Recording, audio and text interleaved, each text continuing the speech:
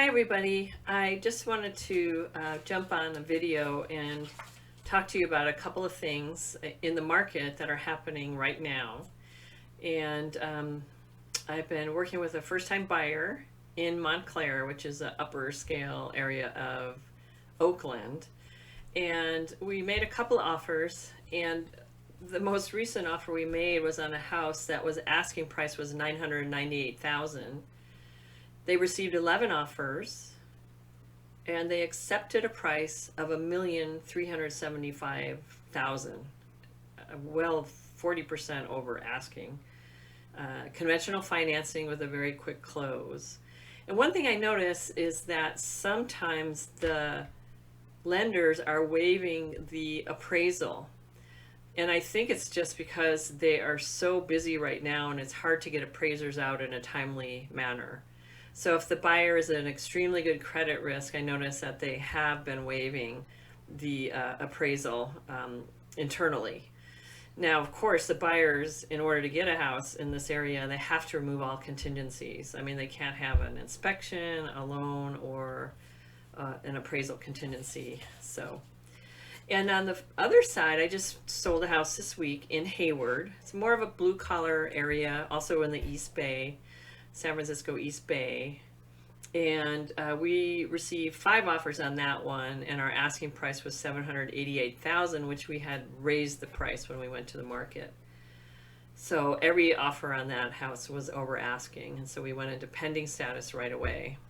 So this is what's happening out there right now. The house in Montclair was 3 weeks ago, so very current. Thought you'd be curious about that. And, I had a couple people ask me about what they're hearing maybe in the media or from people advising them from what they're hearing in the media about how there may be this rash of foreclosures that are going to be hitting the market because people are in distress with COVID, lost their jobs, can't make their payments. I understand there's a forbearance with loans as far as making payments quite often. And I just don't see that happening, frankly.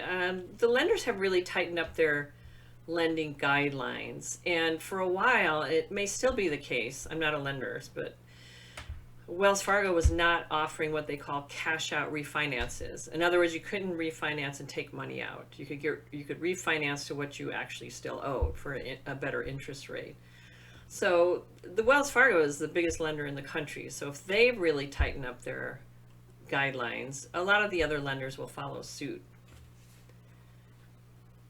The other thing is the lenders, they don't just loan like they were back in 2006, 2007. They don't loan like 100% of what the house is valued at, or 110%.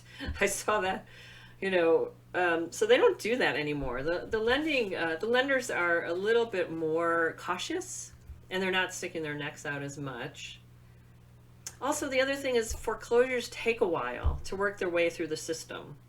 So if somebody is in distress, they have so many 90 days to get their loan in order. They can ask for the lender to try and work with them. There may be loan restructuring still, I'm not really certain. And certainly in this area, I mean, if the housing stock is so low, anybody who's in distress could easily put their house on the market and sell it. If it's priced right, it'll sell within a short period of time. And there's still strong demand. The other thing is, with this low inventory that we're experiencing pretty much across the board, anywhere in the Bay Area. I even talked to somebody today who lives out in Oakley, which is quite a ways from San Francisco, which is a major job center, Silicon Valley, San Francisco. Gosh, that's a good hour-and-a-half drive at least. And we're still working on getting our trains to go all over the Bay Area. We're not as up on that as cities back east, older cities. And they're experiencing multiple offers, and houses just don't sit on the market anymore, and shortage of inventory. And the brand new home tracks apparently are getting a lot of people moving and purchasing out in that area. So let's say that the market shifted somehow. What I found in the past is that there's another wave of buyers that usually steps in. So there's quite a few buyers that are sitting on the sidelines right now, and those are usually what I would call move up buyers or move down buyers. So there's people that have a house already. Perhaps it's too large for them. The kids are grown. They don't want the stairs. They used to love to garden and now just don't really want to, that kind of thing. So they would be looking for something to move down in size too. But they may not want to move out of the area because the grandkids are here or their doctors, all their friends are here. So they want to stay local. And the other move up buyers are the opposite end of the spectrum. Somebody may have bought a house, a 2-bedroom, and now the kids are here and they have a dog and their lifestyle changed. They're entertaining more. They want more space. So they are looking for another home, but they can't move because they can't write a non-contingent offer. They have a house to sell, so their ratios from the lender's point of view don't work for them to buy another house. So those are potential buyers that would step in if for some reason the market shifted. So I don't really see it like a giant crash happening. It's possible if you look at the spread for the whole country where there are other areas, more distressed areas, maybe some manufacturing jobs have left, the ones that are still, in some of the Rust Belt cities.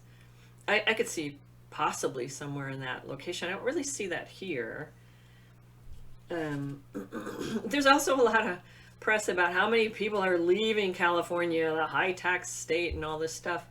I always kind of snicker when I hear that. I know people like to knock California because of how successful the state is. And they always forget to mention for every person that leaves, there's at least one that replaces them, oftentimes two. And one other thing to keep in mind is the Bay Area is the second largest exporting region in the nation. So I know, I've heard of Tesla, Elon Musk's company, he's going to move out to Nevada.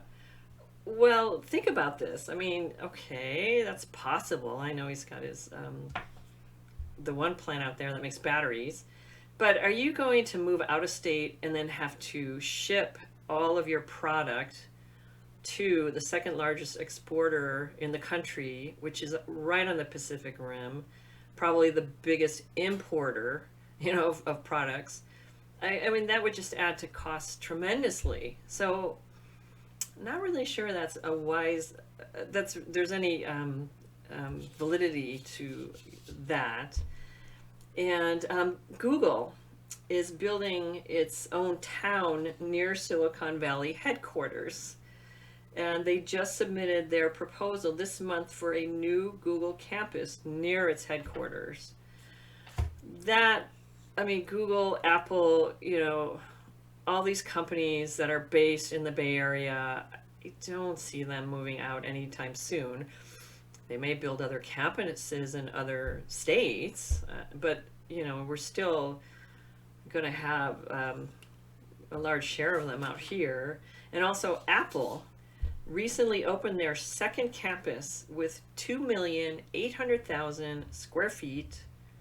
And that facility houses over 12,000 Apple employees. And that just opened, a couple years ago. They were 11 years in that project, bringing it to fruition. Does that sound like a company that's leaving anytime soon? I don't think so. Not only that, but all those employees need places to live.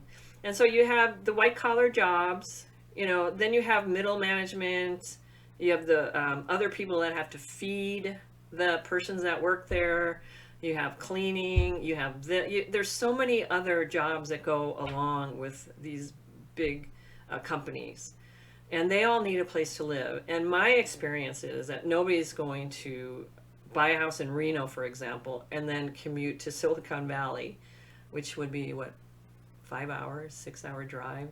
So I just don't see that happening. It's not practical. And the other thing I want to mention, I think it's a great time for real estate. You know, some people are on the fence a little bit. It's very nerve wracking when you're a first time buyer, especially. I mean, all the nerves that go with that. I recall buying my first house and I was a nervous Nelly, you know. Um, but it's a great time to buy a house. I mean, if you think about real estate, it's a long term investment. My parents' generation, I don't think bought a house thinking, oh, wow, we're going to flip it in a few years and make, you know, all this money. It was a place for your family, for you to raise your kids, for you to feel comfortable coming home to entertain your loved ones. It's not really like a stock where you're just going to buy it today and hope that, you know, it goes up a gazillion dollars. So it's a great time to buy. And it's also a great time to sell because prices are the highest I've ever seen them, you know, in this area. And there's such a strong demand for housing. And the interest rates are so low. That's the other thing for buying a house. You're paying a lot less to the lender. You're going to build equity faster because the interest rates are so low. So it's a great time to buy. I mean, just plan on living there for, I don't know, gosh, 10 years goes by really quickly. I've been in this house for 14 years. My first house I bought, gosh, over 30 years ago. So I just wanted to talk about that a little bit. There's just all this information that's coming at us all the time. And I think the news are always ready to report, you know, something tragic's going to happen or the sky is going to fall. And knock on wood, so far that hasn't happened. So if I can help you achieve your real estate goals, I'd be happy to chat with you. Buying, selling, income property, relocating. Just reach out. I'll leave my contact information after the video. Thanks for watching, and I'll see you out there buying and selling houses.